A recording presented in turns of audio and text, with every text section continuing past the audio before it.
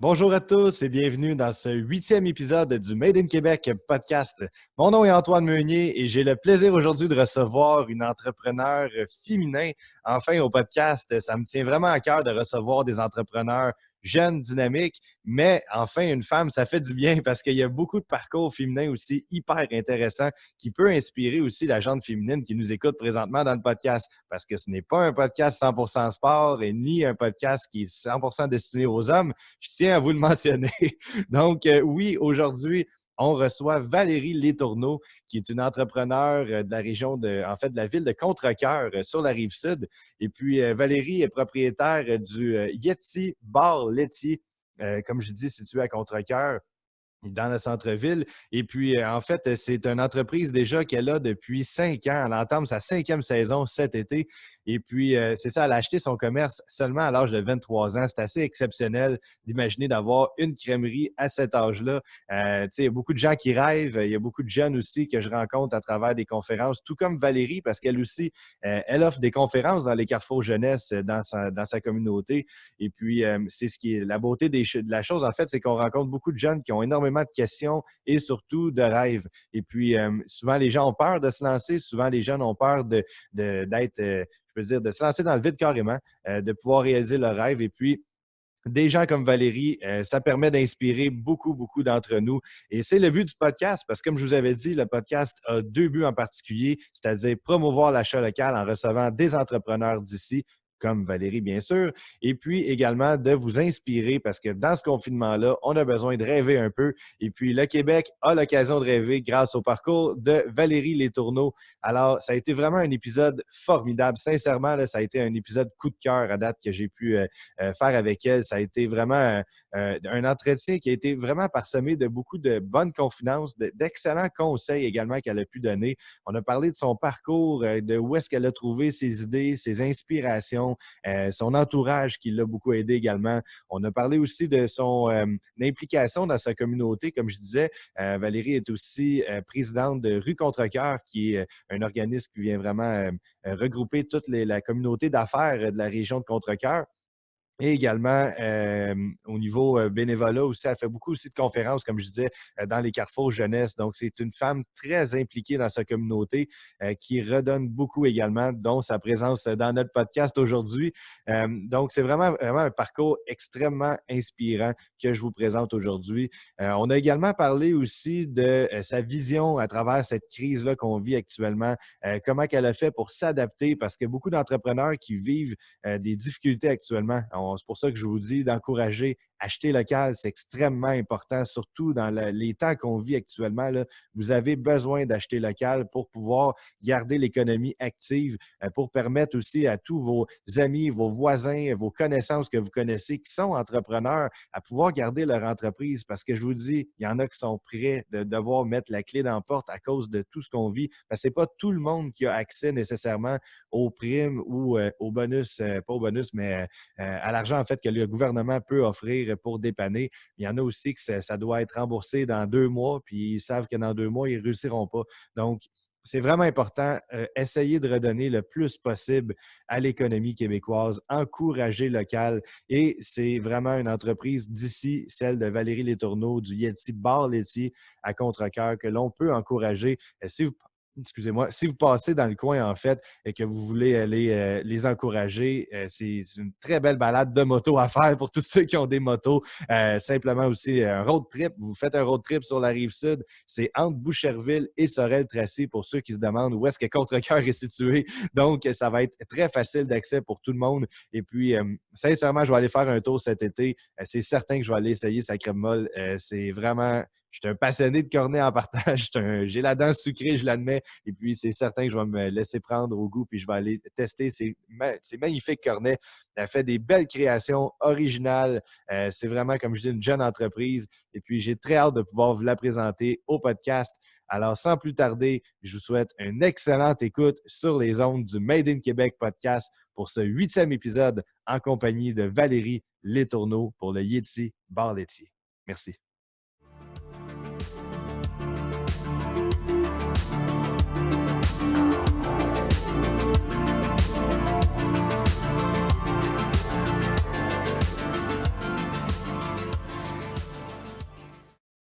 Bonjour tout le monde et bienvenue dans le 8e épisode du Made in Québec podcast. Et aujourd'hui, je reçois enfin la première femme au podcast et pas la moindre en plus. Je suis vraiment très fier de la recevoir aujourd'hui. Valérie Letourneau. Et non, ce n'est pas la championne de UFC, mais bien, parce que oui, il y a une autre Valérie Letourneau dans la UFC. Eh bien, on parle de Valérie Letourneau, l'entrepreneur, une jeune entrepreneur de 28 ans qui aujourd'hui a son propre bar laitier, sa crèmerie qu'elle a déjà depuis l'âge de 23 ans seulement. Écoute, c'est un parcours entrepreneurial exceptionnel. J'ai lu sur elle, ça m'a vraiment fasciné dès le départ. Et puis, je me suis dit, c'est elle la première femme qui va faire partie du podcast. Ça va faire du bien à tout le monde. Et puis, en même temps, on se ressemble sur plusieurs points. Là. Vraiment, on a, on a un parcours qui est vraiment similaire. Vous allez voir. Et Valérie également, parce qu'elle ne sait pas encore. Alors, on va faire un petit topo sur la carrière, la jeune carrière de Valérie déjà. Écoute, à 23 ans, comme je disais, elle achète son propre commerce et déjà sa 5e saison qu'elle entame cette année. Récipiendaire du prix Distinction Entrepreneuriat féminin du défi Ose entreprendre en 2016. Par la suite, elle a été issue naturellement du domaine des arts et de la communication. Elle a eu l'occasion, en fait, excusez-moi, de toucher à plein de domaines avant de se lancer en affaires. Également, elle est très impliquée au niveau du regroupement de sa communauté à Contrecœur, parce que son commerce est situé à Contrecœur, c'est important de le mentionner. Et ceux qui ne savent pas c'est où Contrecœur, c'est sur la rive sud, si j'ai une bonne mémoire, pas trop loin du pont-tunnel, là, si vous avez l'occasion d'y aller au cours de l'été.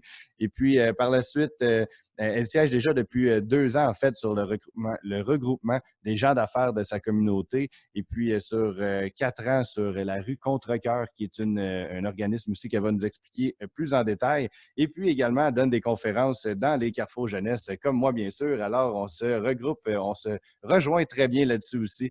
Et donc, c'est ça pas mal le topo. Je vais lui laisser l'expliquer davantage et plus clairement que moi. Alors, merci beaucoup, Valérie, d'être avec nous pour ce 8e épisode du Made in Québec. Ça me fait plaisir. Merci de l'invitation.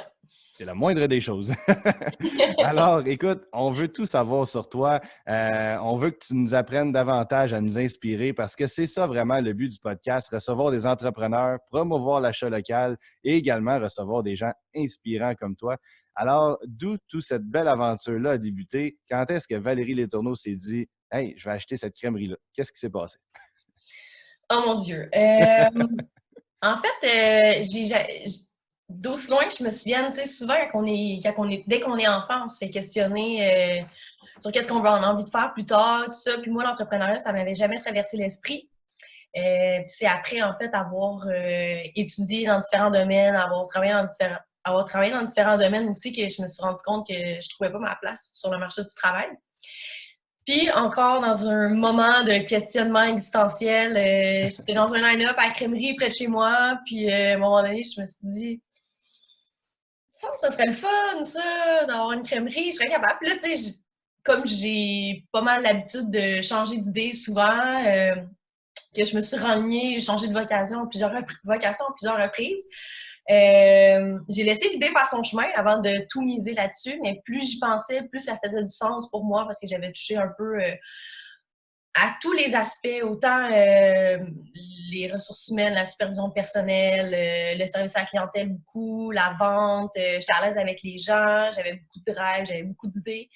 Je suis issue du domaine des communications aussi, donc tout ce qui était le volet image de marque, je trouvais ça vraiment le fun. En fait, c'était le volet que je trouvais le plus fun parce que c'était très créatif au niveau de l'image de marque. Des communications, je trouvais que la crèmerie, c'était un beau produit, en fait, pour s'amuser avec ça, autant avec les réseaux sociaux aujourd'hui, tout ça. Donc, j'ai laissé l'idée faire son chemin, puis à un moment donné, je me suis dit, ah ben, écoute, non, je vais me lancer. Puis finalement, je me suis pas trompée cette fois-ci. Non, effectivement, mais c'est en fait, c'est de ce côté-là que je dis qu'on se rejoint parce que, tu sais, il y a beaucoup de jeunes que je rencontre comme toi d'ailleurs, puis, tu sais, ils posent beaucoup de questions, les jeunes, souvent des bonnes questions, parfois malaisantes, mais en même temps, c'est toujours des questions constructives. Puis, de ce qu'on me dit souvent, c'est quand est-ce que justement le déclic, quand est-ce que tu as su que c'était ça que tu voulais faire? J'écoute, c'est pas. Tu sais, c'est rare, je connais un entrepreneur vraiment qui dit moi, à l'âge de 5 ans, je me suis levé puis j'ai décidé d'être entrepreneur toute ma vie. Tu sais, c'est souvent un parcours de vie, c'est souvent après plusieurs échecs, même après plusieurs choses qu'on a essayées. Dans mon cas, j'ai eu 27 jobs à 27 ans. J'ai 27 ans aujourd'hui, puis ça fait déjà 27 jobs que j'ai eu. J'ai essayé tout vraiment comme toi, puis à force de toucher à plein de trucs, ben, tu finis par dire non, c'est pas ça, non, c'est pas ça. Ah, c'est un petit peu ça. Ouais, ça aussi, ça me rejoint. Tu fais un regroupement de ça, puis tu dis, c'est quoi j'aime dans tout ça? Ben, peut-être que ça finit par, comme toi, arriver à dire, hey, une crèmerie, ça rejoint tous mes points. Ben, c'est de là que tu dis, quand tu trouves la bonne idée au niveau entrepreneurial, c'est de là que je m'enligne, puis c'est là que je m'en vais. Fait que je pense qu'on se comprend bien là-dessus aussi. Oui, ben je pense justement l'entrepreneuriat, en fait, je pense pas qu'on devient entrepreneur, je pense qu'on l'est tout simplement, puis à un moment donné, on le découvre. Exactement. Moi, j'ai toujours aimé les défis, j'ai toujours été une fille de projet. Quand je réussis à atteindre un objectif, j'en fixais toujours un autre parce que j'ai une soif de ça, j'ai besoin d'un but, j'ai besoin de sentir que les choses bougent. C'est justement une des raisons pourquoi j'avais de la difficulté à tenir un emploi longtemps. C'est parce que souvent, je manquais de défis, parce que j'avais le goût d'apprendre plus, parce que j'avais envie de toucher à autre chose. Puis c'est à un moment donné, en regroupant justement tout ça, je me dis, crime, il me semble que ça serait fait pour moi, tu sais, l'entrepreneuriat. Puis c'est là que j'ai eu le déclic, justement, en avril 2015, dans l'Inde, à Crèmerie près de chez nous. Ben, c'est ça que je veux vraiment comprendre, le tout début, là, quand tu es le fameux line-up de la crèmerie. Là. On se retrouve en avril 2015, tout le monde. Oui, Fermez vos yeux. Laissez-vous guider par ma voix. Non, c'est pas vrai. Faisait beau au soleil. Non, c'est ça, en fait. C'est le moment, en fait, que tu es arrivé dans cette crèmerie-là. Toi, tu étais déjà résidente de Contrecoeur. Tu viens de là ou tu étais de passage dans le coin? non, en fait, c'était à Chambly. OK, c'était pas la même crèmerie qu'on parle. Non, non, OK. j'étais juste la crèmerie près de chez moi. Moi, j'ai grandi à Chambly, en fait. Depuis l'âge de 10 ans, j'étais là. J'ai fait mon secondaire et tout. Puis, en fait, pourquoi Contrecoeur? On y viendra peut-être, là, mais en fait, j'avais souvent affaire à Sorel. Ben, toutes les fois que je passais sur la 30 en montant vers Sorel, je passais à Contrecoeur, puis il y avait des pancartes sur le bord de l'autoroute, puis les nouveaux développements, on voyait que ça développait beaucoup. Puis quand j'ai eu l'idée d'ouvrir une crèmerie, je trouvais que Sorel, c'était un peu saturé comme marché. Il y a des bons joueurs quand même déjà là-bas. J'ai eu écho aussi qu'il y en avait eu des crèmeries qui avaient ouvert, ça avait fermé, donc je trouvais pas que c'était nécessairement le meilleur move à faire. Mais quand je regardais Contrecoeur, tu sais, les crèmeries, ne veulent pas, ça rejoint les familles. Qui dit développement dit nouvelles familles ou nouveaux résidents. Donc, puis il y avait des projets du port de Montréal et tout ça qui s'en venaient. Donc, il y avait comme un bel avenir là, qui s'en venait à Contrecoeur.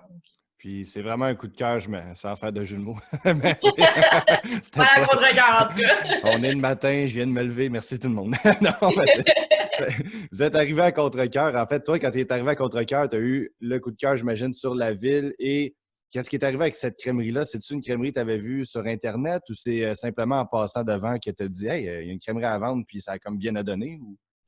Non, mais en fait, une fois que j'avais décidé que je voulais me lancer pour le projet de la crèmerie, je me suis inscrite dans une attestation de diplôme professionnel. Donc, pour faire mon cours en lancement d'entreprise, pour monter mon plan d'affaires. Ouais. Puis à ce moment-là, j'étais à l'étape de l'étude de marché. Donc, j'avais fait mes recherches un peu par rapport à Contrecoeur et tout ça. J'ai appelé à la ville pour m'informer, savoir comment ça fonctionnait. Puis, il y avait le département, excuse-moi, du développement économique à la ville de Contrecoeur. Donc, je suis allée rencontrer quelqu'un là qui s'occupait vraiment de gérer tous les projets qui s'en venaient, d'accompagner les nouveaux entrepreneurs, excuse-moi. Donc, c'est ça, j'ai rencontré cette personne-là, puis j'ai parlé de mon projet d'ouvrir une crèmerie. Cette personne-là a bien joué son rôle, elle est très, très franche avec moi. Elle m'a dit oui, tu sais, Contrecoeur, ça développe, mais présentement, il n'y a pas vraiment de place pour 2 crèmeries. En fait, ce qui risquerait d'arriver, c'est qu'une des 2 ferme parce que la demande n'était pas là. Mais elle m'a proposé de me mettre en contact avec la personne qui avait la crèmerie à ce moment-là à Contrecoeur depuis déjà 17-18 ans. Donc, puis la dame, c'est ça, elle a commencé à y penser tranquillement si elle avait une relève de passer le flambeau. Puis, c'est ça qui est arrivé. On a été mis en contact de fil en aiguille. Voilà, j'ai racheté.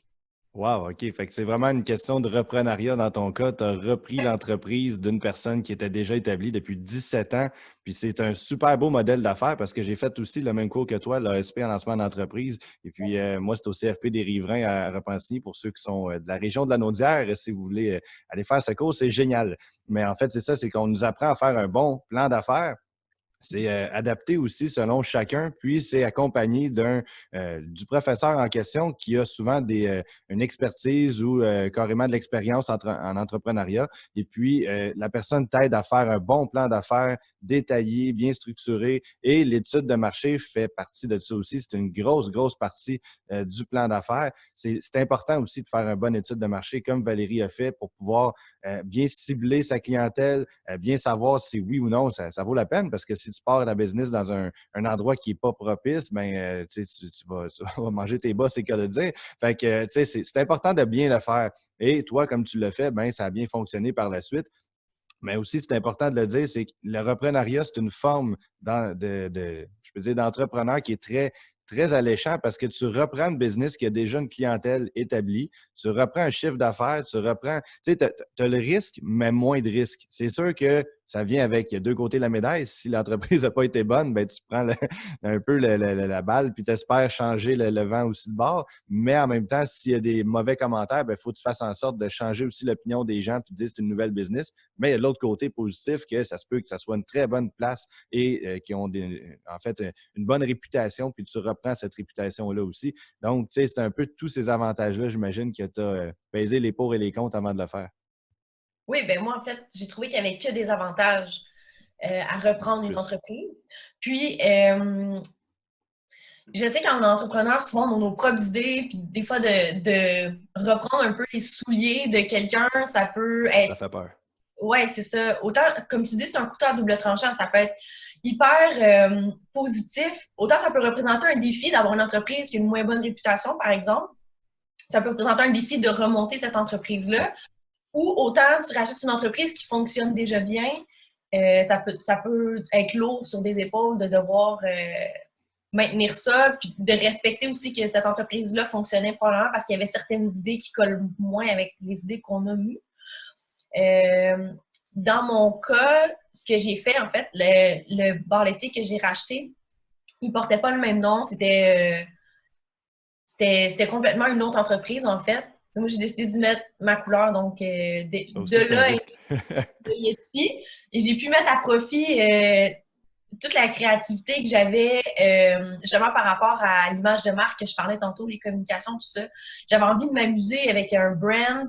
Donc, Très, très beau en passant, là. Le Yeti Bar laitier, ceux qui veulent aller voir la page de Valérie, là, c'est génial, vraiment. Là. C'est le beau Yeti. Ceux qui savent c'est quoi un Yeti, là, c'est comme un homme des neiges, je pourrais dire, un gros bonhomme là, avec bien du poil. Puis, c'est vraiment une image qui est intéressante au niveau, le froid, la glace. Et en même temps, ben, les enfants sont attirés vers ça aussi. Là, donc, c'est un peu familial, une crèmerie. Là, donc, c'est vraiment génial. Puis, des belles couleurs aussi de turquoise et noir. merci. Merci. Ben, j'avais en fait envie d'avoir un concept que je pouvais décliner.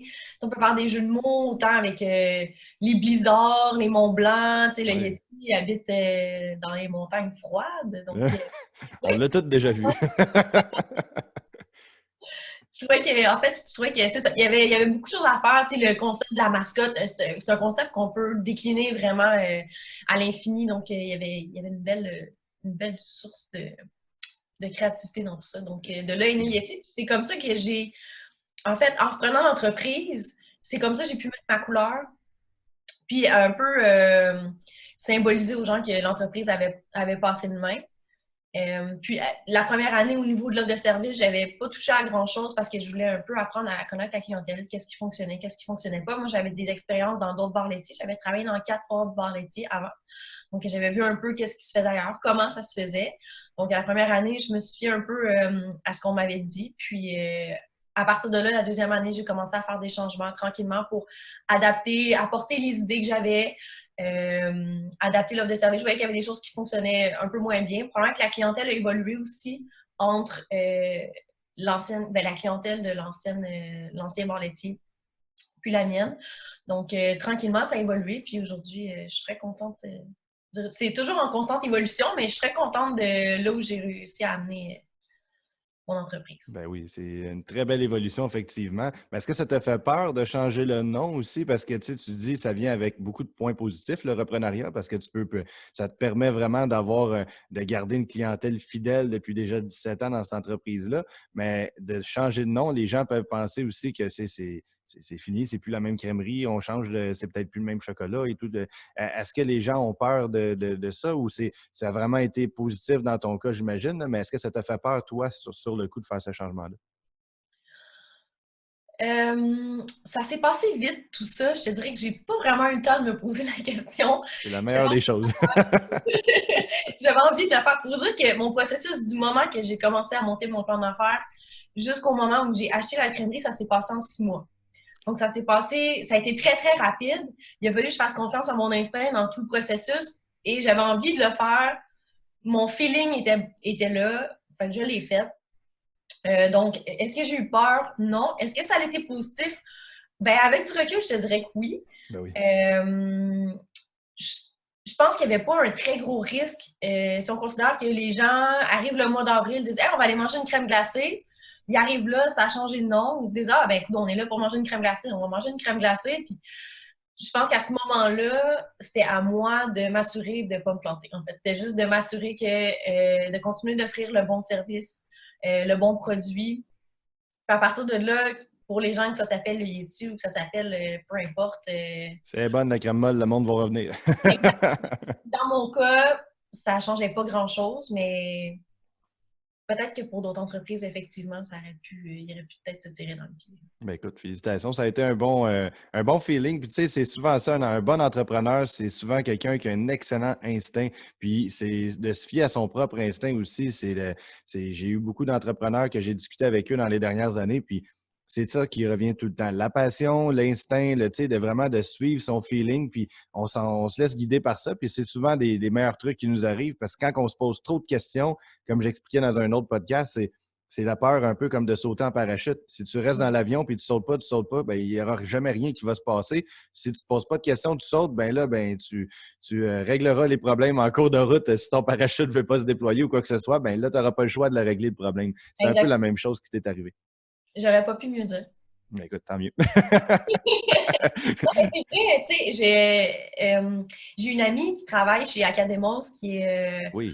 une application pour, en tout cas, moi, j'ai pas connu cette époque-là, mais où les jeunes peuvent voir différents profils de travailleurs, que ce soit des entrepreneurs ou non. C'est génial. Ils peuvent, selon leurs intérêts, poser des questions, tout ça. Puis j'ai décidé d'accepter d'être mentor, puis je réponds à leurs questions, justement. Puis c'est souvent une question qui revient, tu sais, qu'est-ce qui t'a donné envie de te lancer, tout ça? Excuse-moi. C'est bien dans le coude. Oui, surtout quand on est filmé. Ouais. Monsieur Legault serait fier. C'est ça. Puis, dans le fond, l'entrepreneuriat, il n'y a pas de recette miracle. Si tu n'essayes pas des choses, tu ne verras jamais le résultat. C'est ça que c'est un guess. Donc, il faut avoir le goût du risque, il faut avoir envie de l'essayer. Mais ce que ça prend pour le faire, c'est de la passion, puis de l'instinct, puis de se faire confiance dans tout ça. Donc, tu sais, les erreurs arrivent, puis les échecs aussi, mais je pense que au-delà de ça, quand on est motivé, quand on est passionné, ça l'atténue un peu les embûches qu'on rencontre, puis ça nous donne la force de continuer. Ce qui fait qu'au final, oui, on a un parcours qui est peut-être parsemé d'embûches, mais dans l'ensemble, ça vaut vraiment la peine au final.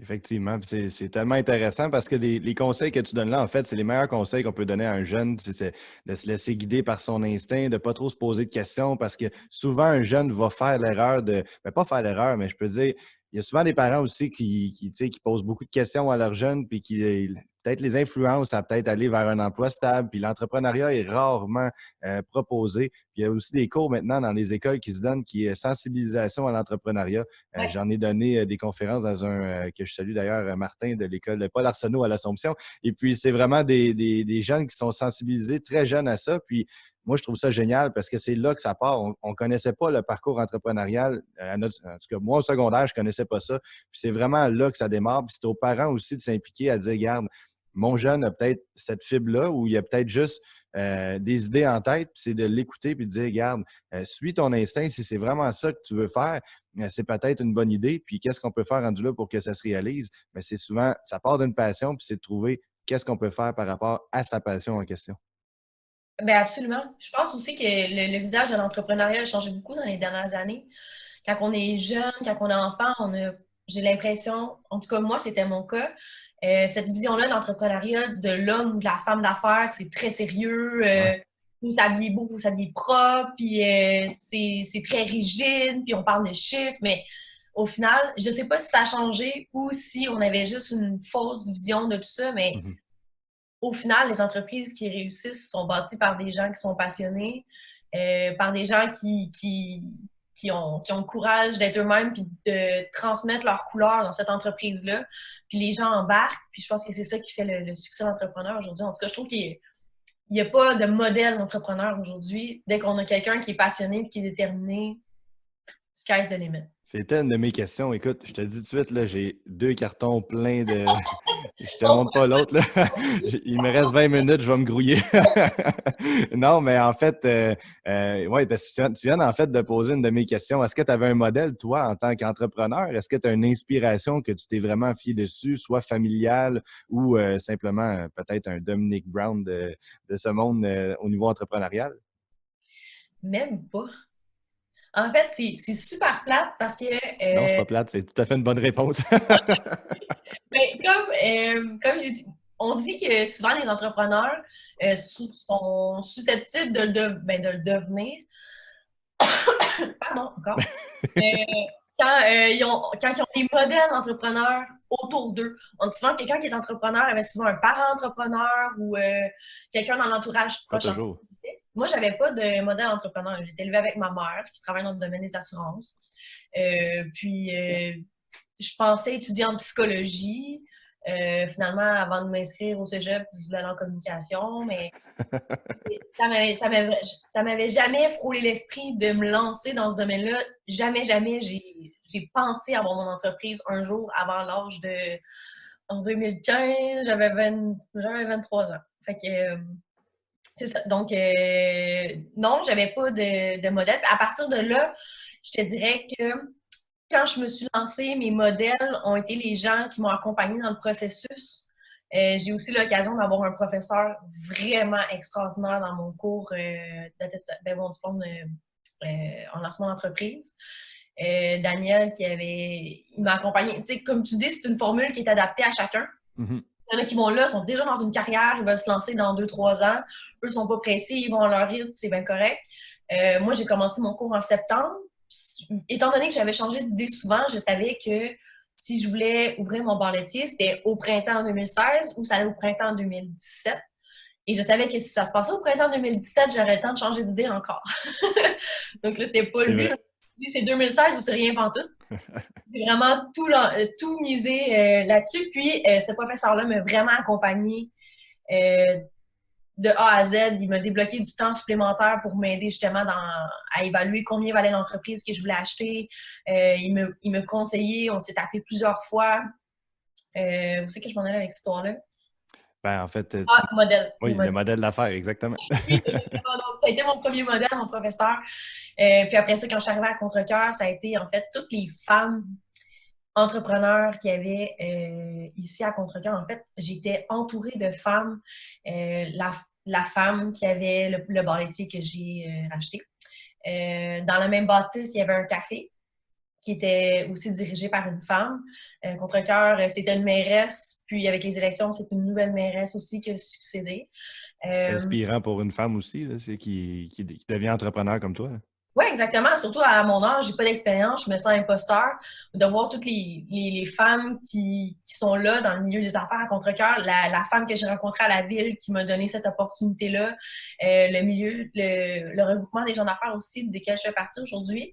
La personne qui était là à ce moment-là, c'était une femme qui a été aussi, en fait, c'est encore une femme aujourd'hui, c'est une autre femme, mais c'est des femmes qui ont toujours mené. La femme qui était présidente. Donc, bref, il y avait comme plein de beaux modèles de femmes d'affaires à Contrecoeur. Donc, ça a été mes modèles, je dirais. Très inspirant, tout ça, mais c'est vraiment important de le dire aussi parce qu'il n'y a pas de diplôme. Oui, il y a un diplôme en lancement d'entreprise, mais c'est pas comme exemple, tu es mécanicien, tu sors de l'école de mécanique, puis tu deviens mécanicien, tu es psychologue, tu as ton diplôme universitaire en psychologie, puis tu deviens psychologue. C'est pas, en entrepreneuriat, c'est pas de même, de pas d'une étiquette un jour de te dire ah, là, tu es un entrepreneur. On dirait qu'on attend d'avoir 20 ans d'expérience pour se faire étiqueter entrepreneur, mais tu as le maudit syndrome, excusez-moi, de l'imposteur, comme tu dis, Valérie, très bien, qu'à chaque jour, tu te lèves, tu te dis mais comment je peux savoir si j'en suis vraiment un? Est-ce que je suis un travailleur autonome? Est-ce que je suis finalement un salarié qui veut juste vivre de son rêve pendant un an? Tu te sens comme un imposteur pendant tout ce temps-là, mais dans le fond, tu en es un. C'est juste qu'il faut que tu te fasses confiance puis il faut que tu te donnes l'occasion de le réaliser. Ouais, c'est peut-être là qu'est-ce que je vais dire, mais moi, je me suis comme donné droit à ce titre-là par les gens qui m'entourent, en fait. Les gens me présentaient comme entrepreneur. Je me suis dit, ben, coudonc, je vais Ma prochaine question était celle-là. On dirait que tu lis sur mes feuilles. Est-ce que ton entourage t'a épaulé dans ton succès ou en fait dans tes démarches de devenir entrepreneur? beaucoup. Ma mère, entre autres, qui a toujours été là, elle m'a toujours supportée, peu importe, même si j'ai changé d'idée de carrière 70 fois. Le soir, en fait, que je suis allée à la crèmerie en 2015 avec elle, c'est elle qui a eu cette première idée-là. Quand je me suis retournée, puis elle m'a dit « Ah, Seigneur, c'est quoi cette idée-là? » Elle a vu, Elle te connaît. elle a dit Ah, elle est en train de penser à quelque chose, elle, là. Puis, c'est ça, je dis « Hey! » Pour avoir ça, moi, une crèmerie, puis là, ah bon, ça y est, c'est parti. Puis là, on est sortis, on a mangé notre cornet, puis on s'est mis à parler de ça, puis elle a même pas 2 secondes dit que c'était une idée de fou. Elle dit, ben, regarde, si tu veux le faire, let's go, je vais t'encourager. Puis le nombre d'heures qu'elle est venue m'aider à peinturer des moulures à la crèmerie, Wow. c'est vraiment, ça a été vraiment, j'ai été vraiment bien épaulée. Il y a personne, en fait, qui a essayé de me mettre des bâtons dans les roues. Dans mon entourage proche, vraiment tout le monde m'a encouragée. Puis au-delà de ça, quand je suis arrivée à Contrecoeur, vraiment tout le monde m'a accueilli à bras ouverts. Aussi, autant à la ville, autant le regroupement des gens d'affaires. Franchement, je me suis sentie bien accueillie, bien intégrée. Donc. Ça donne le goût de déménager à Contrecoeur. Ah oui, c'est une belle ville, là. Les gens sont tellement sympathiques. Allez visiter Contrecoeur si vous passez. C'est quoi? C'est pas la 20, c'est la 30? La 30, ouais, en La montant 30. Vers Sorel. Ouais, ouais. ouais, on se trouve entre Boucherville et Sorel-Tracy. Écoute, Contrecoeur, on a le fleuve, les maisons sont encore abordables, les gens sont sympathiques. Une On a un bonne pont vendeuse. d'électricité, on peut faire du kayak. En plus, il y a la meilleure crèmerie au Québec. Fait que allez-y, faire un petit tour. Ceux qui font de la moto en plus, c'est une belle randonnée à faire. Oui, il y a la 132 qui passe juste à côté en plus. Ben oui, en plus. Écoute, c'est chronique touristique terminée. On peut faire check. Euh, ouais. J'aimerais qu'on parle également de comment tu as réussi. Ben, ça revient un peu à ce qu'on vient de parler, là, mais d'une manière autre. Comment tu as réussi? C'est pas juste, personnellement, je le sais, parce que je l'ai fait le cours, là, mais tu n'as pas assez d'outils peut-être. Moi, c'est ce que j'ai donné comme, je peux dire, remarque à la fin de mon ASP, c'est que ça devrait être un DEP. Ça devrait être un cours de plus de 9 mois complet, vraiment, qu'un entrepreneur soit prêt. C'est un plan d'affaires ultra bien fait qui nous offre dans ce cours. Par contre, il n'y a pas assez d'outils, je peux dire, pour être 100% prêt à devenir entrepreneur, c'est-à-dire au niveau comptabilité, informatique, toutes ces choses-là. Tu sais, c'est des choses que tu apprends sur le tas, veux pas. Dans ton cas, à toi, comment tu as trouvé ça? En fait, comment tu as réussi à apprendre à gérer tout ça, un commerce, à avoir ta caisse enregistreuse, tes fournisseurs? C'est-tu d'anciennes propriétaires? Comment tu as réussi tout ça?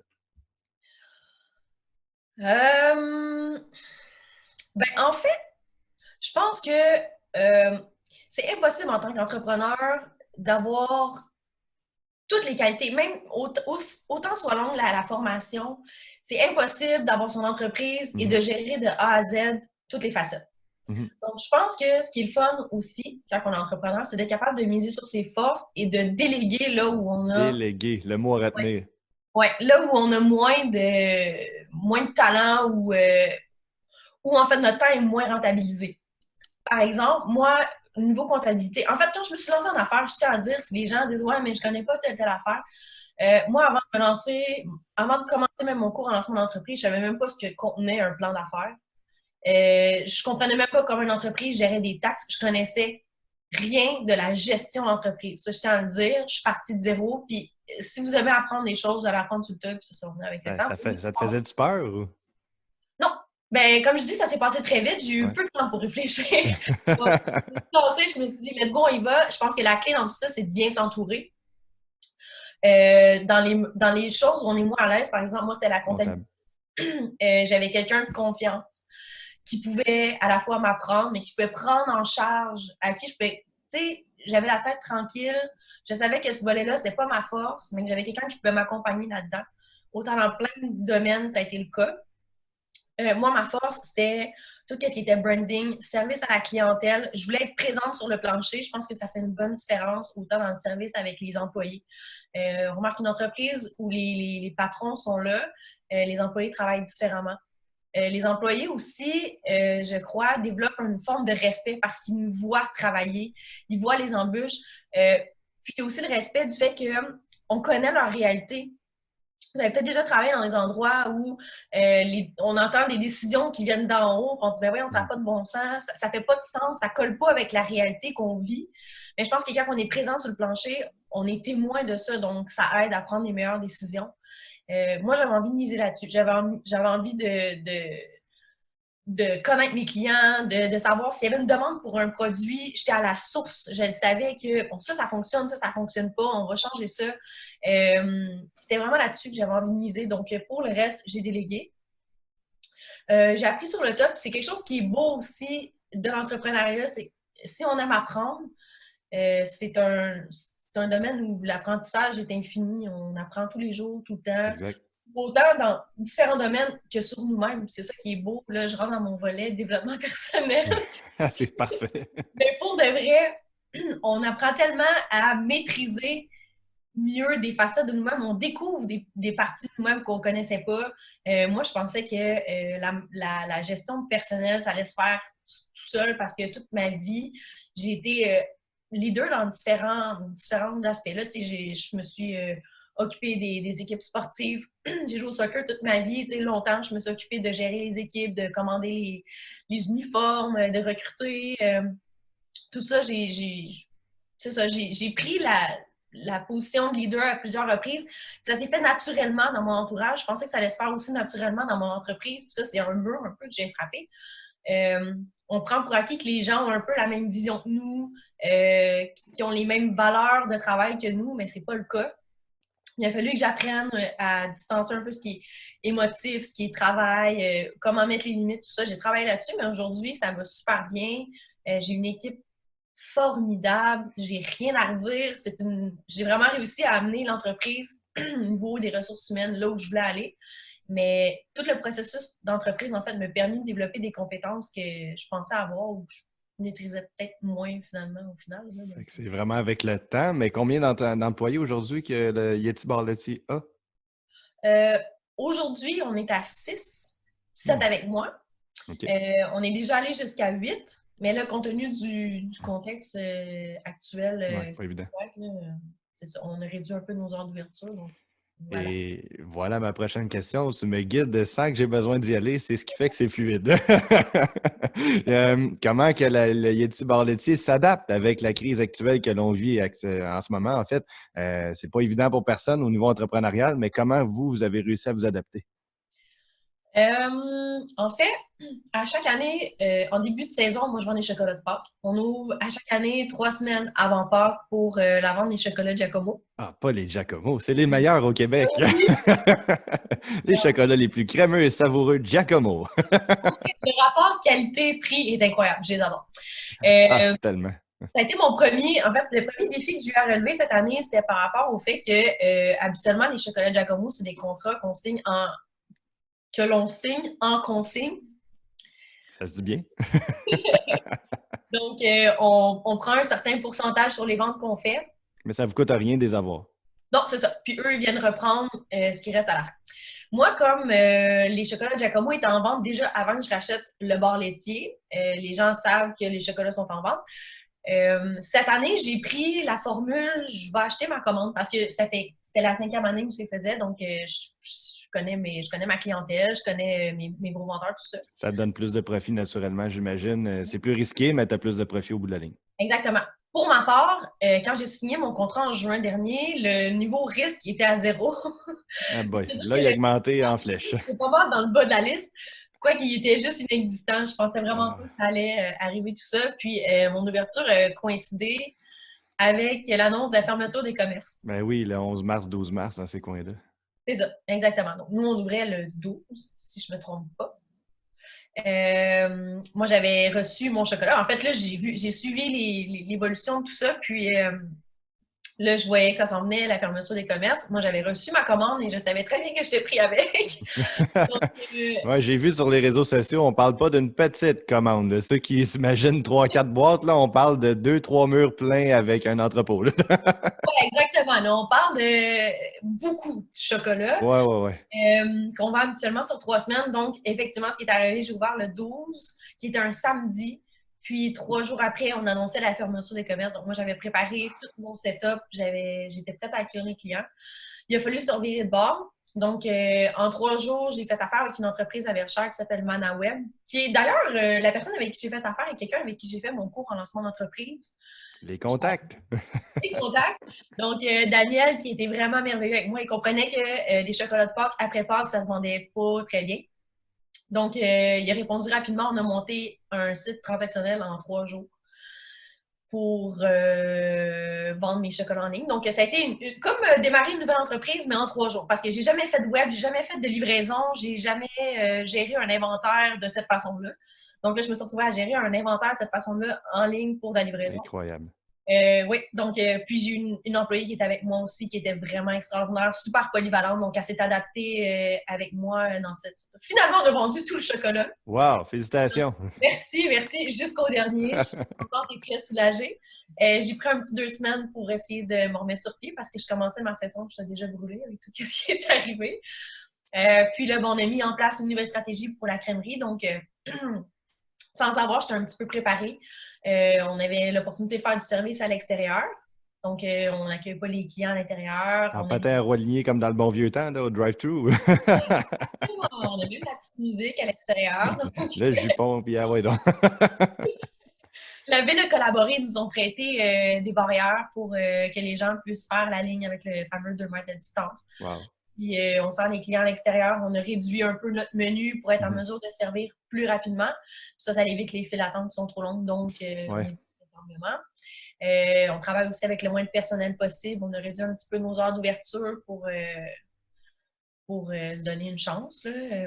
En plus, les soirées sont encore fraîches. C'est sûr que le service à l'extérieur, ça amène des nouveaux défis. Mais d'emblée, les gens répondent très bien. Surtout qu'il n'y a pas grand-chose à faire en ce moment. Je pense que les gens sont contents de prendre une marche et d'aller manger une crème glacée. On a juste ça à faire, manger une crème molle. Fait que, puis ça fait du bien au moral, là, je vous le dis. On va faire une entente avec le gym pas loin là, pour que l'automne va arriver, là, perdre quelques kilos en Ça serait tellement bon. Écoute, hey, je vois le temps qui file. C'est rare une entrevue que je peux dire que je regarde le temps, mais pour pas qu'il avance. C'est vraiment ça le but. Tu sais, des fois, je me dis, je vais savoir assez de questions pour finir, mais là, c'est l'inverse. Je me dis comment je vais faire pour placer tout ça.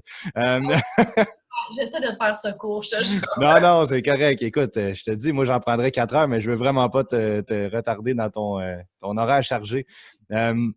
Écoute, on a besoin de savoir plusieurs trucs importants, là, mais moi, personnellement, j'ai besoin de le savoir. Au niveau, je peux te dire, tu sais, il y a beaucoup de gens, ça fait peur de se lancer en affaires, surtout quand on pense à une crèmerie, parce que c'est 6 mois par année à peu près que c'est ouvert. Est-ce que c'est faisable de vivre en tant qu'entrepreneur d'une crèmerie, mettons qu'on parle de 6 mois par année, ou est-ce que tu as besoin de te trouver un autre travail durant la saison hivernale, ou c'était vraiment correct pour partir en Floride, te griller les deux pieds dans le sable? On n'est pas rendu là. Ben, il y a une réalité, en fait, quand on démarre en affaires, que ce soit pour un commerce qui roule 6 mois par année ou un commerce qui roule à l'année. Les premières années sont plus difficiles parce qu'il faut le rentabiliser, il faut le payer. Je peux pas te dire, je peux pas me plaindre, en fait. J'ai été très choyée pour mon démarrage. Du fait, entre autres, que j'ai racheté un commerce qui avait déjà une clientèle établie. Ça l'a aidé pour démarrer. Ceci dit, il faut dire que j'étais très préparée. C'était pas... c'était pas que de la chance, tout ça. Ça dépend. Pour répondre à ta question, clairement, je te dirais ça dépend de ton rythme de vie. Ouais. Garder Pas les pour choses moi. simples.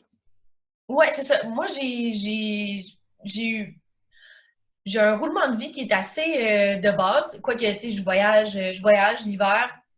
L'hiver dernier, j'ai fait 3 voyages. Quand Euh, même bien. euh, Espérant que l'hiver prochain, ça va pouvoir avoir lieu aussi. Là. ben, au pire, j'irai visiter Longueuil ou Tout plein de beaux pays dans le sud. j'avais misé sur la Gaspésie, mais non, en tout cas, on va savoir Ouais, éventuellement des annonces. c'est les projets de moi aussi durant l'été. J'ai des origines de là, puis Ah on ouais? l'espère. Mais c'est ça, en fait, ça dépend vraiment de ton roulement de vie. Moi, les premières années que j'ai démarré, en fait, je revenais d'étudier à Ottawa, donc j'étais chez ma mère encore. Puis j'ai décidé d'y rester le temps de démarrer pour me donner une chance, parce que je ne savais pas comment ça allait se passer. Donc, c'est sûr que de démarrer, de ne pas avoir d'hypothèque ou de logement à payer, ça aide. Ça a permis de me tirer un salaire plus bas, mais de rembourser plus rapidement mes dettes. Donc, ça, c'est un stress de moins. C'est une question de stratégie. Euh, mais là, je te dirais, depuis cet hiver, j'ai acheté un duplex, en fait, l'année passée. Puis j'ai été capable de subvenir à mes besoins. Moi, j'ai Wow. tout ce dont j'ai besoin. Fait que oui, il y a possibilité de vivre à l'année avec un commerce qui roule 6 mois. Ceci dit, l'été, je travaille 6 jours semaine. J'ai pas vraiment le temps d'aller en camping avec mes amis. C'est des sacrifices, disons-le, mais pour moi, ce n'est pas parce que je tripe vraiment. Quand je me lève le matin, je vais travailler, je vais servir la crème glacée, je peux pas vraiment me plaindre. Mais non. J'ai quand même cette latitude-là de prendre une fin de semaine ou 2 dans mon été si j'ai envie de faire quelque chose de particulier. Mais je suis là parce que j'ai choisi de l'être. Puis ben, je Mhm. fais des autres choses, la vie, l'automne puis l'hiver. Fait qu'un horaire, mettons, typique là, de Valérie Letourneau, c'est tu travailles du mois de, mettons, mars, mettons, mars-avril, à aller jusqu'au mois de fin septembre, mettons, début octobre. Ouais, Parfait. le fin Puis, septembre. On ferme généralement mi-septembre parce qu'une fois que les gens retournent, excusez, une fois que les gens retournent à l'école, tombent dans un autre beat, ça tombe plus tranquille. Pour nous, mhm. ça devient un peu plus compliqué de la gestion au mois de septembre. Donc, on ferme mi-septembre, le temps de ensuite fermer tout, de nettoyer les machines, de remettre tout ça en ordre. Généralement, je travaille jusqu'à la fin septembre. Après ça, je prends une petite pause, puis on recommence la saison 3 semaines avant Pâques. Donc, vu que Pâques, des fois, est au mois OK. d'avril, pas au mois de mars, ça varie un petit peu. Mais l'hiver, il n'y a pas de travail plancher, mais il y a beaucoup de travail de la maison. En fait, on regarde qu'est-ce qui se fait ailleurs, on parle avec nos fournisseurs, on recherche des nouveautés, on essaie d'optimiser, on regarde si, par exemple, les horaires avec les employés, ça fonctionne, s'il y a moyen de faire quelque chose de mieux. Il y a en fait, toute l'entreprise est pas mal repensée pendant l'hiver pour essayer d'optimiser puis de se renier. Je trouve que Puis oui, vas-y. je trouve que c'est un très beau luxe que j'ai. En fait, parce que j'ai une admiration incroyable pour les entrepreneurs qui roulent des entreprises à l'année. Mhm. Premièrement, pour l'énergie que ça demande. Moi, personnellement, quand je ferme ma saison, au mois d'octobre, novembre, c'est pas rare que j'ai un breakdown. Mentalement, ça devient la fatigue, C'est hein, dur. parce qu'on est un peu sur l'adrénaline tout le temps. Ça arrive des jours, j'ai de la difficulté à tenir une conversation tellement je suis épuisée. Il faut le dire, ça fait partie de la réalité quand même. Puis ça prend quelques semaines, voire des fois quelques mois. Comme cet hiver, ça a pris l'hiver au complet. Là, me remettre sur pied vraiment. Quand même. Ben, j'ai mené d'autres projets. Là, pas à plaindre, mais il faut le dire, c'est mentalement épuisant, physiquement épuisant. Les gens qui ont des entreprises à l'année, moi, je comprends pas où ils prennent le temps de reprendre cette énergie-là. En fait, je pense qu'ils l'ont juste pas. Ou c'est difficile. Même si on prend du temps pour soi, reste que l'entreprise, des fois, continue de rouler. Les employés sont là, il faut être disponible. Donc, il y a quand même toujours quelque chose qui se passe. Euh, puis, c'est ça. J'ai oublié le deuxième volet de Ben, vos... en fait, non, c'est bien, tu l'as très bien répondu, en fait. C'est juste que il y a une autre partie, en fait, du volet que tu viens de me parler rapidement. Est-ce que tu as un loyer à payer durant l'hiver? Parce que souvent, des gens qui se posent la question parce que tu es une entreprise saisonnière, mais la bassiste, tu crèmerais dedans pareil durant l'hiver. Comment ça fonctionne? Je fais mon budget sur l'année. OK. Fait que ton loyer continue à rouler malgré qu'il n'y a rien dans le fond qui Ouais, rentre. OK, parfait. c'est pas ça, c'est pas la responsabilité de mon propriétaire, en fait, Ben non. que ça roule ou que ça roule pas. Mais on budgète en conséquence. Donc, moi, je fais mon budget en début de saison pour l'hiver à venir. Donc, plus la saison avance, j'accumule mes sous. Puis, rendu à l'hiver, ben, je continue de faire mes paiements. C'est sûr qu'avoir un commerce qui fonctionne bien, ça aide, là. Ben oui. Ça peut faire peur d'ouvrir une crèmerie, mettons, c'est pas... Ça fait peur vu que c'est à moitié de l'année, justement, là, mais c'est ça. c'est un peu risqué là-dessus. Mais est-ce que ça t'a tenté peut-être d'ouvrir un petit café durant l'hiver dans ta crèmerie ou je sais pas, d'ouvrir un concept comme une chocolaterie, un peu comme Chocolat Favori sans les nommer, là, ou Non. non? Très, Non. très clair. Et juste à te dire, mais premièrement, pour le café, oui, c'est sûr que c'est un concept qui fonctionne bien. C'est quelque chose qui m'a été proposé quand même souvent. Ceci dit, dans la même bâtisse où se trouve la crèmerie, il y a un café. Donc, Ouais. on cancelle le projet. Mais c'est une des choses qui me donne envie d'ouvrir un bar laitier, en fait. Comme je suis pas quelqu'un qui aime la routine, comme je suis quelqu'un qui change souvent d'idée, le fait de bénéficier d'un 4, 5, 6 mois dans l'année où je suis maître de mon temps, où je peux essayer des choses que j'ai envie d'essayer, où je peux La liberté. parfois me permettre de rien faire, ben c'est à moi ce temps-là. Puis aussi, il est nécessaire, je Ouais. crois. En fait, je parle vraiment juste en ce qui me concerne. Moi, j'ai besoin de temps pour ventiler. C'est le fun de travailler, j'adore ça, mais reste qu'on est des êtres humains, puis... Surtout notre génération, je pense qu'on a besoin d'un équilibre, ce que nos parents ont peut-être pas eu, là, mais on a besoin de cet équilibre-là. Génération X, qu'on s'appelle, je ne sais plus trop, Y ou Z, là. En tout cas, cette génération-là de 26-27 ans. Là. Puis c'est vraiment ça, en fait, qu'on a besoin, nous autres, d'équilibre de vie, Ouais, travail, amis, mais aussi, tu sais, on est des gens très travaillants, mais on aime peut-être se lever un peu plus tard d'un fois, mais on finit plus tard également. Tu sais, ouais, les plus vieux qui nous disent ouais, mais vous êtes paresseux. Non, on travaille plus tard que vous, mais on se lève plus tard. Donc, c'est pas grave si on se lève à 10 heures.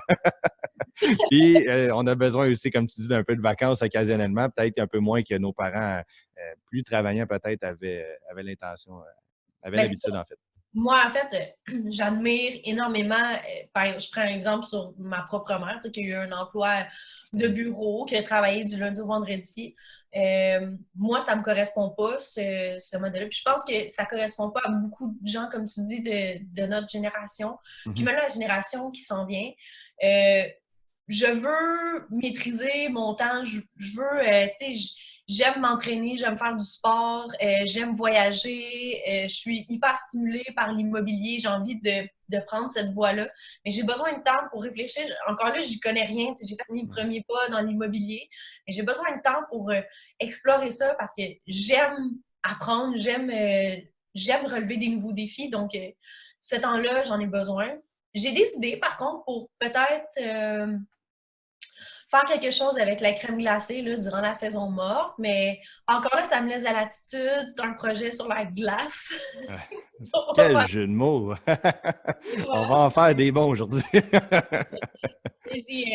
En fait, j'ai plein d'idées, j'ai plein de projets. Il reste juste de savoir quel côté je vais prendre, mais pour l'instant, j'aime bien avoir mes hivers pour faire d'autres choses. Ben écoute, c'est super. Puis écoute, là, je vois le temps qui file. Là. Tu me laisses te poser deux questions rapides. Vas-y donc. Au pire, tu te feras une couette plus rapide. Parce que je tiens à mentionner qu'il faut qu'elle se prépare pour aller travailler. C'est une femme aussi. J'ai besoin de savoir rapidement ton processus de financement. Je sais que ça peut être long en détail, là, mais je l'ai vécu. C'était l'enfer de mon côté.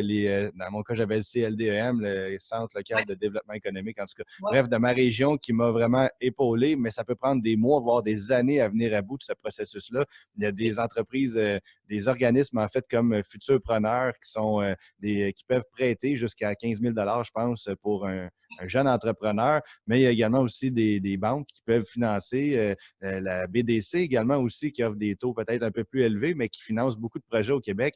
De convaincre, c'est sûr que toi, tu avais déjà un bon modèle d'affaires, tu avais un bon plan d'affaires dans les mains.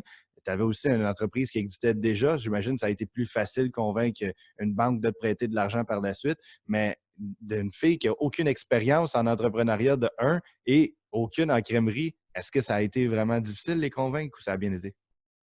Ça s'est très bien passé, en fait. Puis si je peux démentir un peu une rumeur qu'il y a sur l'entrepreneuriat, là, qu'il faut plein d'argent pour démarrer. Moi, je peux dire que quand j'ai acheté le bar laitier, tout ce que j'avais en ma possession, c'était des dettes d'études. Donc, Comment tu as réussi à faire ce tour de force-là pour convaincre une banque de dire j'ai des dettes, mais je vous garantis que je vais vous payer? en fait, j'ai pas convaincu de banque. OK. J'ai aussi fait affaire avec le Centre de développement économique de ma région, qui est le service de développement économique aujourd'hui. Bref. Je sais que ça varie d'une place à l'autre. Puis là, les choses que je vais dire dans les prochaines minutes, j'ai pas la vérité absolue, je connais pas les taux d'intérêt ni rien, mais si je Sois me à fais une l'aise. expérience personnelle, moi, j'ai fait affaire avec eux, qui ont d'ailleurs été tellement extraordinaires. J'ai fait affaire avec Mathieu. Moi, j'ai fait affaire avec la MRC de Marguerite Duville, qui rejoint Contrecoeur, Verchères, Sainte-Julie, Saint-Amand, bref. Oh mon Dieu! On ne coupe pas au montage, désolé. C'est pas une question de virus, c'est une question de s'étouffer. Il y a trop de mots qui veulent sortir en même temps. Prends ton temps. Donc, Oui, vas-y. j'ai fait affaire avec eux. En fait, quand on les approche, généralement, il faut avoir pas mal terminé le plan d'affaires. De mon côté, il me restait les projections financières à faire.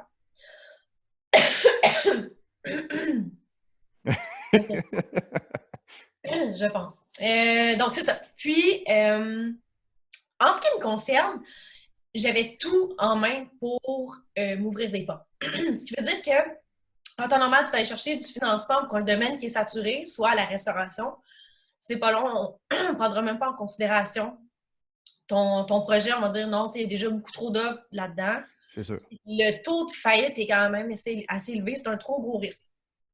Ceci dit, quand on parle de relève d'entreprise, donc le fait que je voulais racheter une entreprise qui contribuait déjà économiquement, qui avait déjà des emplois, qui avait fait ses preuves, qui prouvait qu'il y avait une demande pour, ça a été la première chose qui m'a ouvert des portes. Donc, une relève d'entreprise, oui.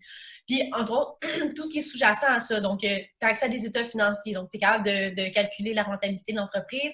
Ça aide à faire des projections financières qui sont beaucoup plus réalistes. Tu bénéficies de la clientèle qui est déjà existante, comme tu parlais tantôt. Bref, il n'y a que des avantages rattachés à ça. Ensuite, le fait que j'étais une femme, il y a un gros élan par rapport aux femmes entrepreneurs. Donc, en ce qui me concerne, dans mon prêt, j'ai le droit à un prêt avec le FLI, qui est le Fonds d'investissement, Fonds local d'investissement. Okay. Donc, ça, c'est la MRC. Il y avait un pourcentage de mon prêt qui était à 0% parce que c'était pour encourager l'entrepreneuriat féminin. Donc, ça qui a été positif. Aussi, le fait que j'avais moins de 30 ans, donc le fait d'être jeune. Il y a plein de prêts aussi pour aider les jeunes entrepreneurs à se lancer. Tu as parlé de futurpreneurs tantôt. Futurpreneurs ont des prêts en collaboration avec la BDC. Donc, quand tu te classes pour futurpreneur, la BDC t'ouvre automatiquement une portion de prêt. Donc, le fait que, oui, c'est ça, le fait qu'il y avait la relève, le fait que j'étais une femme, le fait que j'étais jeune, tout ça joue en ma faveur. Puis, après tout ça, je te dirais, la façon dont j'étais préparée, j'étais extrêmement préparée quand je suis allée présenter mon projet pour obtenir du financement. Puis, on me l'a dit aussi quand on se présente devant ce comité-là pour vendre notre projet. Les gens achètent davantage l'entrepreneur que le projet parce qu'ils savent que c'est l'entrepreneur qui va généralement contribuer au succès de l'entreprise. C'est beau d'avoir une entreprise qui est viable, mais au-delà de ça, ça prend quelqu'un qui a une tête sur ses épaules pour... Exact. Mais t'avais-tu besoin, parenthèse, t'avais-tu besoin d'avoir un... Tu sais, moi, je m'étais fait dire, il faut que tu démontres ton, je peux dire, ta volonté carrément, là, mais il faut que l'entrepreneur puisse démontrer qu'il a autant à cœur que, mettons, la banque aurait à cœur son projet, c'est-à-dire de démontrer un intérêt au niveau monétaire également, là, c'est-à-dire de déposer un certain montant, tu sais, exemple, un pourcentage X de la valeur de l'entreprise. Est-ce qu'ils t'ont demandé ça, vu que tu avais déjà des dettes? J'imagine que c'était difficile d'avoir un bon montant en main aussi, là. Surtout que c'est quand même pas donné souvent une crèmerie ou un commerce quelconque, là. Donc, est-ce que tu as réussi à pouvoir au moins donner un certain dépôt en guise de bonne foi? Ou? Oui, j'ai eu ce qu'on appelle droit à du love money en affaires. Donc, Explique un peu. non, je n'ai pas vendu mon corps. C'est juste C'est ça, parce que dit de même, là, c'est vraiment bizarre. c'est comme ça que ça s'appelle pour vrai. OK. Les gens qui croient en toi, qui te prêtent un montant pour démarrer. Puis il y a aussi, en fait, il y a certaines formes de financement qui, qui peuvent être utilisées comme mise de fonds. Donc, quand on réussit à obtenir Mise ce de genre fond, c'est le mot que je cherchais. Excuse-moi, j'avais le dépôt dans la tête. Mise de fond, oui. de mise de fonds, ouais. Mais c'est pas exigé très. Au-delà de ça, je pense qu'ils misent vraiment davantage sur l'entrepreneur que sur la mise de fonds. Ils vont regarder tes projections, ils vont regarder si ton projet est viable, puis c'est quoi ton plan de remboursement, puis est-ce que ça se peut, est-ce que c'est réaliste. Si tout ça fonctionne, il y a peu de chances que ça n'allait pas de l'avant. Fait que ce que Valérie Letourneau dit, c'est que tous les jeunes ou les plus vieux qui nous écoutent, qui ont un projet qui le tiennent à cœur, quand même bien que vous n'avez pas un 20-30 000 en mise de fonds que vous avez dans votre compte de banque, perdez pas vos rêves pour autant. C'est quand même réalisable. Il y a quand même une banque avec un bon plan d'affaires bien préparé qui peut croire en vous et qui peut investir dans votre projet ou un centre local de développement économique comme que Valérie a fait affaire avec. Absolument. D'accord. Bon. Dernière question en terminant parce que ta couette va être vraiment trop rapide sinon. Écoute, j'en ai genre 8, là, mais je vais en tirer une au hasard. Si quelqu'un nous écoute présentement qui décide en fait qui aimerait se lancer en affaires, un jeune ou un plus vieux, un conseil ou plusieurs, là, comme tu vas vouloir le faire, qu'est-ce que tu pourrais dire à cette personne-là en question pour ne pas avoir peur puis se lancer dans le vide puis croire en son projet? Juste fais-le. That's it. C'est tellement le conseil le plus rapide, Et mais le meilleur. il ne va rien se passer, premièrement. Si tu veux avoir ton entreprise, il faut que tu prennes des actions, tu le fais, tu travailles un petit peu dessus à tous les jours, même si c'est juste de prendre 5 minutes pour réfléchir à un aspect. Sinon, ben, d'apprendre à déléguer, on en a parlé tantôt. Faut être capable de déléguer, sinon on ne se rendra pas loin. Ça demande beaucoup d'énergie de se lancer en affaires. Si on veut tout prendre, tout gérer, on va se brûler en partant. Misez sur vos forces. Entourez-vous des bonnes personnes. Et c'est vraiment, faites-vous confiance. Super. Et écoute, c'est vraiment le meilleur des conseils que tu pouvais donner. Et en terminant, est-ce que tu as l'intention de devenir le prochain chocolat favori du Québec ou la Dépris ou peu importe? Est-ce que tu as l'intention qu'il y ait des Yeti bars laitiers partout au Québec ou pour l'instant, tu te concentres sur Contrecœur et on verra pour la suite? Pour l'instant, j'ai énormément d'idées de projets, mais pour l'instant, je mise sur contre-cœur. En fait, j'ai plus envie d'explorer à court terme le volet développement de produits. OK. Donc, je dirais que ce dont j'ai envie de faire, c'est plus de faire développer un produit qui amènerait peut-être à élargir un peu notre réseau de clientèle, se faire un nom avec ça. J'ai une petite idée là, je travaille sur quelque chose, mais si ça peut inciter les gens de Oui. Verchères, de Sorel, de descendre chez nous parce qu'on a tel produit qui est spécifique à nous, ben ça se parle, puis c'est ça qui Hmm. me. Ça me fait penser au chocolat fondu trempé. C'est ça. Ben, en fait, il y a tellement je vois tellement de possibilités, l'idée de faire Oui. développer un produit ou de développer un produit, de peut-être faire du démarchage éventuellement pour intégrer des supermarchés ou faire de la vente en ligne, là, qui sait. J'ai mes petites idées, mais je travaille là-dessus pour le moment. Je trouve que l'aspect local et le fun, c'est quelque chose que j'aime beaucoup de mon entreprise, en fait, de connaître les gens, de voir les gens à qui je vends ma crème glacée, de prendre de leurs nouvelles, de flatter leur chien, là, comme. Je me vois plus ou moins devenir une gestionnaire, en fait, de chiffres. On parlait tantôt d'être sur le plancher, d'avoir cette réalité-là. Je pense que ça contribue fortement au succès de l'entreprise. Et si j'ouvrais plusieurs bars laitiers, je ne peux pas me diviser en 3-4. Donc, inévitablement, je serais moins le plancher, je serais moins au fait de cette réalité-là. Je risque de perdre un peu l'essence même de mon entreprise. Donc, pour moi, ce n'est pas la meilleure avenue à explorer à court terme. On ne sait pas qu'est-ce que l'avenir va nous réserver, mais pour tout de suite, je mets sur d'autres choses. Ben, écoute, c'est une super bonne réponse. Écoute, j'en aurais eu, comme je dis, pour 5 heures, mais là, je vais te laisser aller faire ta couette puis te préparer pour aller travailler parce que c'est vraiment inspirant tout ça. Puis ça laisse place à peut-être un prochain épisode dans le futur parce qu'écoute, il y en aurait en masse de stock à jaser avec toi. Écoute, je te remercie infiniment, Valérie, d'avoir été présente avec nous aujourd'hui. Écoute, ça a été des conseils, une rencontre formidable qu'on a pu faire avec toi. Et puis, très rafraîchissant sans faire de jeu de mots avec. Merci l'invitation. Si jamais tu as de la demande, on ne sait pas, qui sait, peut-être un épisode 2 à venir. J'en suis même pas inquiet, moi. C'est sûr que les gens vont mordre, mon Dieu, ils vont en manger.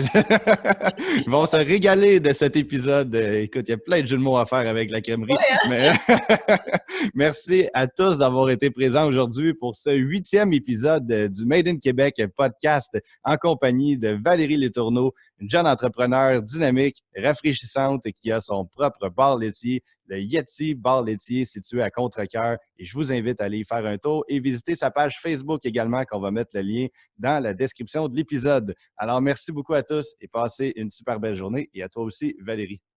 Merci, salut! Merci.